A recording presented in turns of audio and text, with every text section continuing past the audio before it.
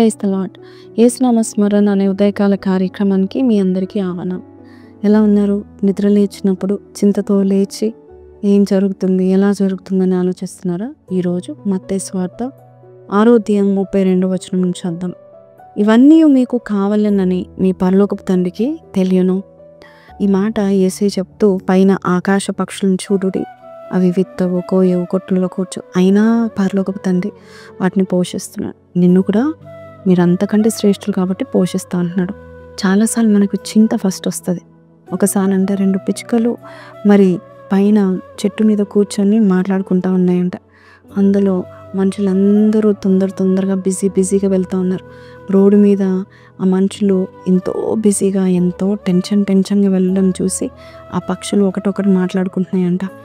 ఈ పిచ్చి మనుషులు ఎందుకో అంత బిజీగా ఉన్నారు, ఎందుకో అంత టెన్షన్ పడుతున్నారు అని ఒక పిచ్చుక అంటే, ఇంకో పిచ్చుక అన్నదంట, వీరికి మన పరలోకపు తండ్రి లాంటి తండ్రి లేడేమో, అందుకే వారికి అంత టెన్షన్ పడుతున్నారని చెప్పిందంట. మరి ఆ పిచ్చుకలు 2 మాట్లాడుకోవడం ఇవన్నీ ఒక కట్టు కథ కావచ్చు, కానీ నిజమే. కొన్నిసార్లు మన పరలోకపు తండ్రి మనకు ఉన్నాడని మనం మర్చిపోతున్నామేమో.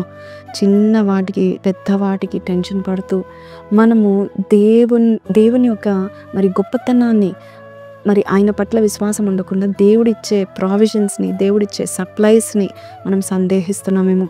దేవుడు ప్రతి దినము మరి నిన్ను పోషించగలుగుతాడు. అంతేకాదు, నీ జీవిత కాలమంతా నీకు ఉన్న దానికంటే కూడా ఉన్నతమైన స్థితిలో దేవుడు నిన్ను తీసుకెళ్ళగలుగుతూ ఉంటాడు. కొన్నిసార్లు మనము అందరిని చూసి నేను ఇంత దీవించబడతానా అని అనుకుంటాం కదా.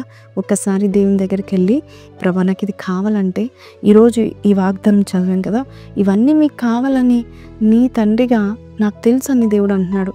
సో మన తండ్రులు మనకి ఏం చేస్తూ ఉంటారు, మనకి ఏది కావాలో అది ఇస్తూ ఉంటారు. ఈరోజు మీరు ఏ విషయంలో చింతించకుండా, ప్రభా నాకు ఇల్లు కావాలని ప్రార్థన చేస్తున్నారా, అల్పెరగక ప్రార్థన చేయండి.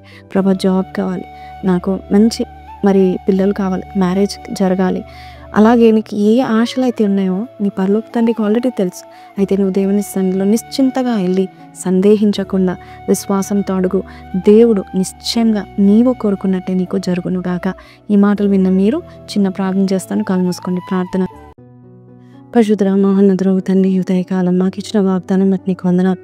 ప్రతి చింత యావత్తు మీ మీద వేసినైనా మాకు ఏ చింత లేకుండా సమస్తం నువ్వు చూసుకుంటావని, మా కొరకు ఒక పరలోక తండ్రి ఉన్నాడని నమ్ముచు అయ్యా, ప్రతి ఒక్కరినైనా మేము వదిలిపెట్టి నీ సన్నిధానంలో ప్రార్థన విజ్ఞాపన చేత నీ సన్నిధానంలో ప్రభా ప్రతి ప్రార్థన విన్నపను నీ సన్నిధానంలో పెట్టినైనా అయ్యా, మీ కొరకునైనా ప్రభా తండ్రి మీకు మహిమ తెచ్చుకునేలాగా అయ్యా మేము మా జీవితం ఉండుటకు సాయం చేయమని, అలాగే ఈరోజు బర్త్డేస్, యానివర్సరీస్ జరుపుకుంటున్న ప్రతి బిడ్డను దీవించమని యేసు పరిశుద్ధ నామములో అడిగి వేడుకొంచున్నాం తండ్రి.